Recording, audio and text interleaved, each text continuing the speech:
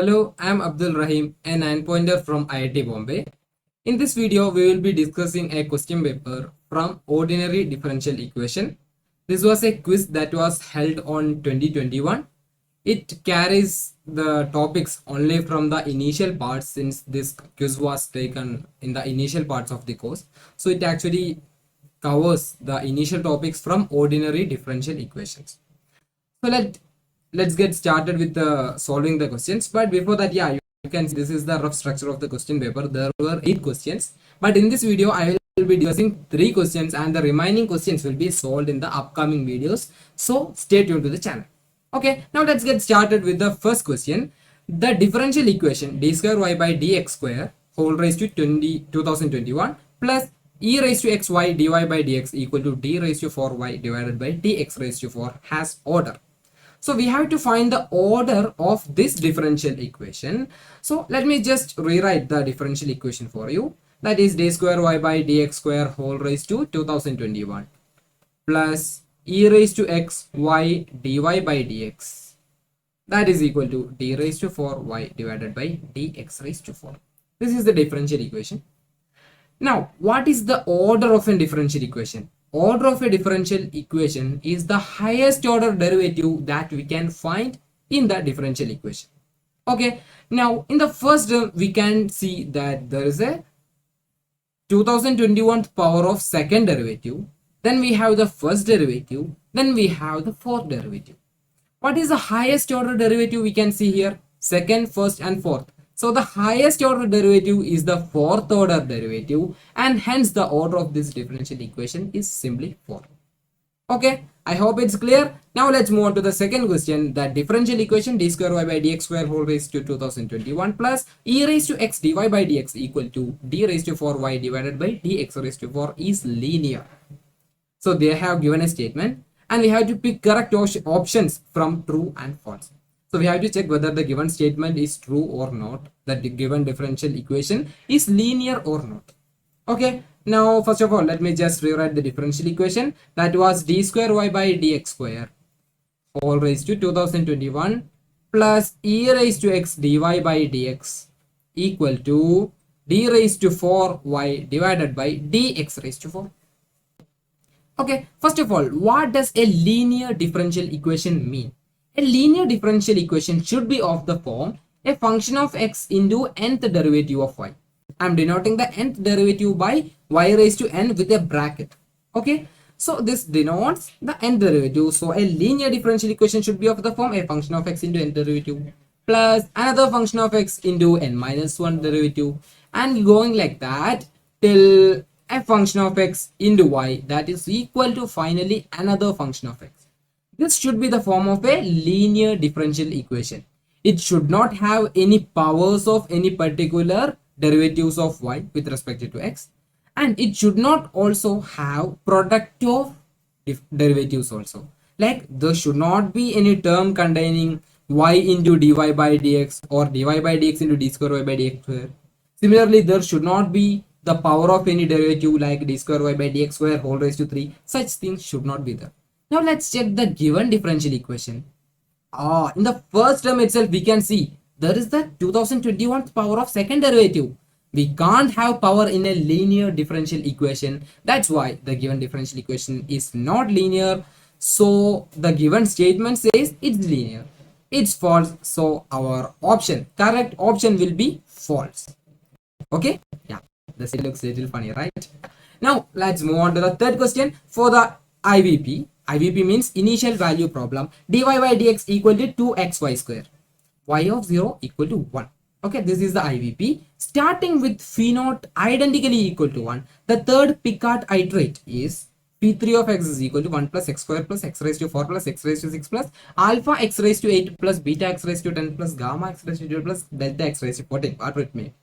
Where alpha is, we have to simply find alpha, or what is that exactly? That is the coefficient of x raised to 8 in third Picard iterate.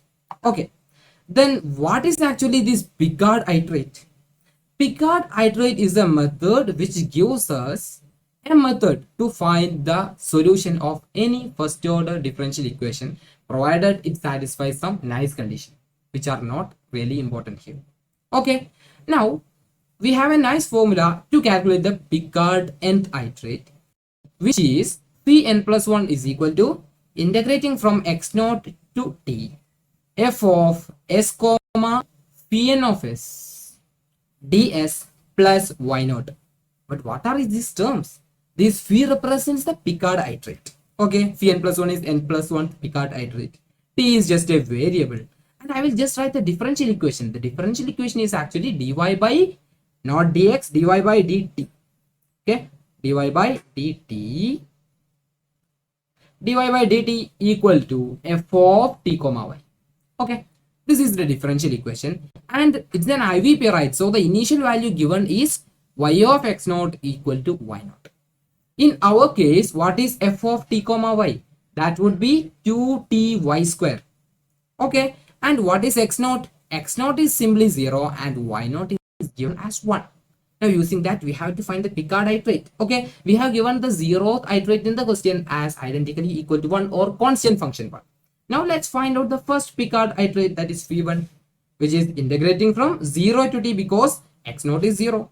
Now we have to substitute f of s comma p naught of s, right?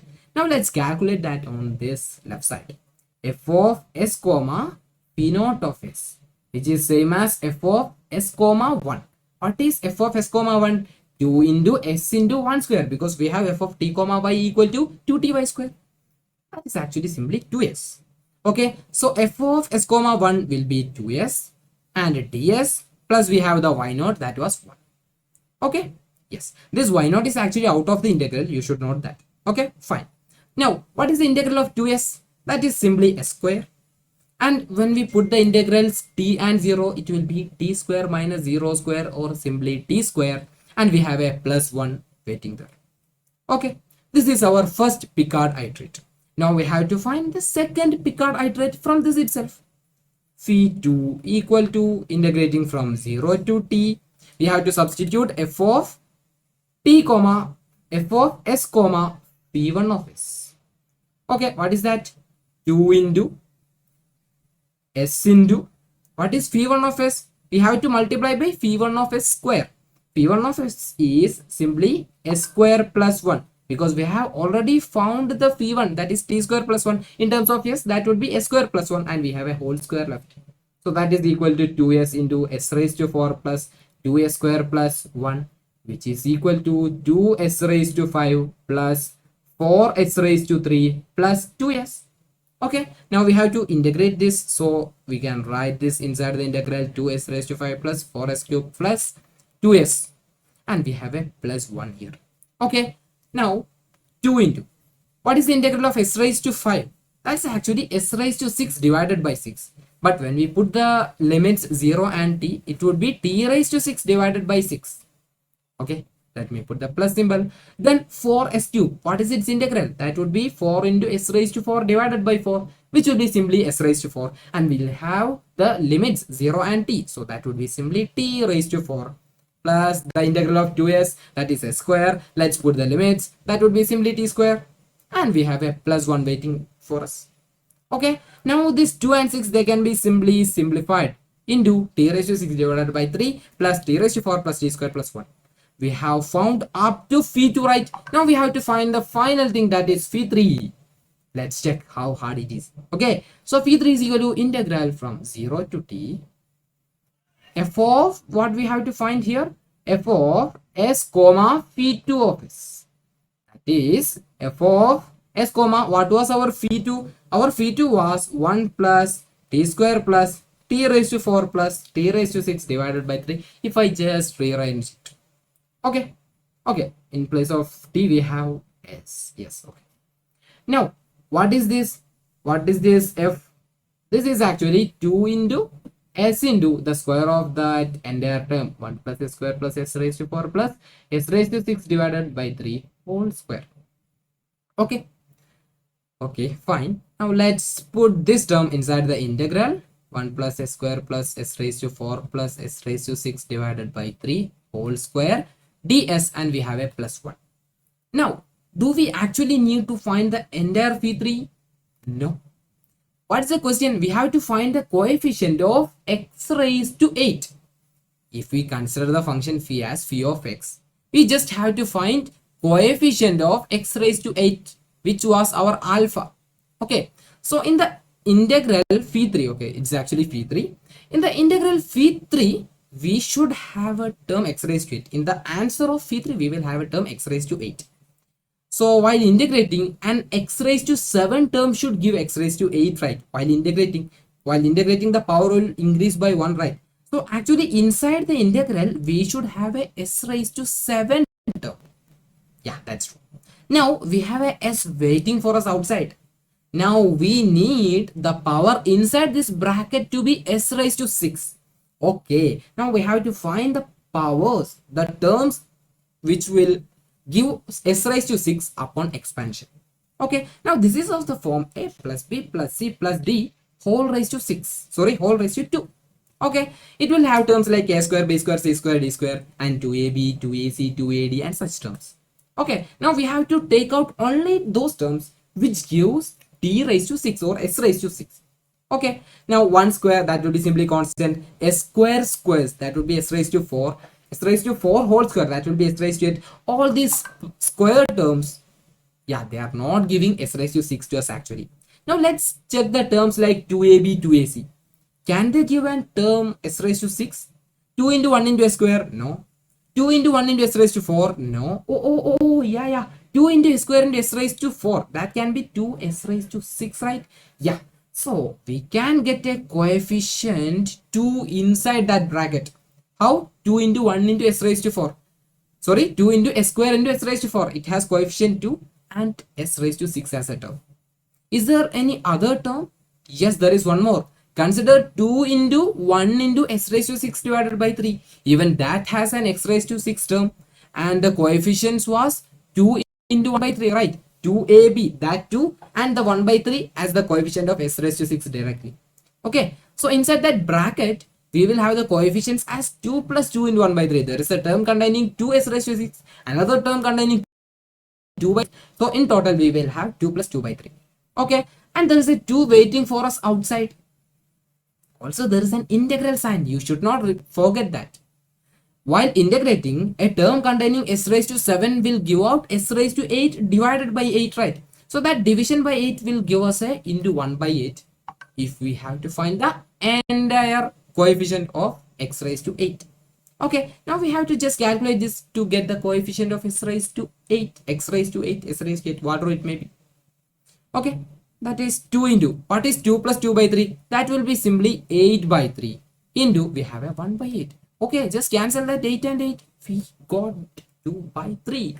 Okay, was that in the options? Yes, we have the second option as 2 by 3, which is our correct answer. Okay, I hope that's clear, and thank you for watching the video. But some reminders, we will solve the remaining 5 questions in the upcoming videos. So subscribe and stay tuned to the channel so that you can solve the remaining questions with me. Okay, also remember to join our Telegram channel and follow us on Instagram to get live updates about us. Okay, thank you for watching. Bye.